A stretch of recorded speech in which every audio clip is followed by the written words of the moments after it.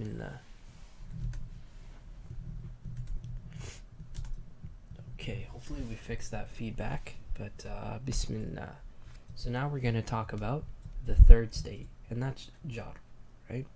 So when a word ends with a kasra, usually that means that it's in a state of jar. And kasra is this little slash that goes on the bottom of a word, making the E sound. So a word in this state is said to be majrur, just like how we looked at with rafa and nasb. When a noun is in a state of rafa, it's known as marfu'. When a noun is in a state of nasb, it's known as mansub. And just here, when a noun is in a state of jar, people refer to it as majrur. So a word goes into a state of jar in two cases. The first case is what's known as harfu jar isim majrur, or in English, it's known as a prepositional phrase. And just to give a quick summary of what a preposition is, a preposition is essentially a word that connects two parts of a sentence, right? So it connects usually the subject to a concept or something about the subject, right? And these are words such as in, on, with, for, belonging to, all these different words. We're actually going to give you a list of about 16 or 17 of them. And they're known as harfu jar isim majrur. What this literally means is a harf, which we studied was a small word that has an impact on a noun. So this specific harf is called jar. And what it does is that it forces the word after it to become a state of majrur. So let me re-explain that, because I think I might have kind of messed up there a little bit. But harf, which is a small word that has an impact on a noun, and what this type of harf does is that it forces the noun after it, the noun coming right after it, to go into a state of jar. It makes it majrur, right? So this is known as harfu jar isim majrur. Really doesn't matter. All you have to really remember is harfu jar, which is a specific type of harf that forces a word to go into jar. That's it.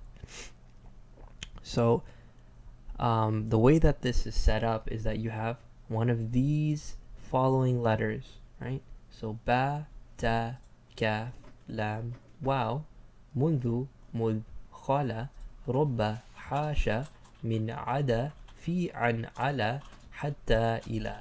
And you will have to memorize this. You don't have to do it right now, but honestly, as I showed you yesterday, it helps a lot to know these. You can identify so many things in the Quran when you know these, actually, because a good chunk of the time words are going into jar because of this. You could actually say 50% of the time because it's one of the two cases, right? But anyway, when you have one of these popping up and a noun coming right after it, it's going to force that noun to go into a state of jar, which is usually represented by it taking a kasra on the end. And one thing that you want to keep in mind about these is that the two words can't be separated at all. They're always going to be together now. It's like an inseparable union, like they're married for life. Or what do we call it, Siamese twins yesterday? Yeah, it's like Siamese twins. Okay? So that's harfu jar. So here's an example. If you look on the list, you'll see fi, right? That means in. So fil, mez, ji, di. See how it becomes di there? That's because of the fi having an impact on it. This harf is causing this word after it to go into a state of jar. We would call this all harfu jar isim majrur. This entire thing would be known as that. Once again, don't need to know it. It's just kind of like an FYI. Just remember that this is a harfu jar, forcing the word after it to go into a state of jar, taking a kasra.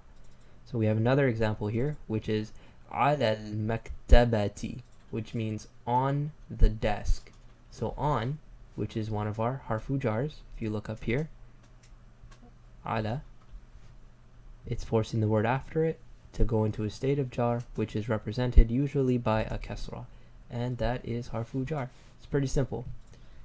Harfu jar followed by a noun, they're inseparable, causes the noun to take a kasra, which means that it's going into a state of jar. Just as an FYI, it's not always going to take a kasra, as we spoke about before. As we spoke about before with jar. Sometimes it could actually have a fatha, right? And we'll speak about that later, why that happens. And yeah, on to the final part.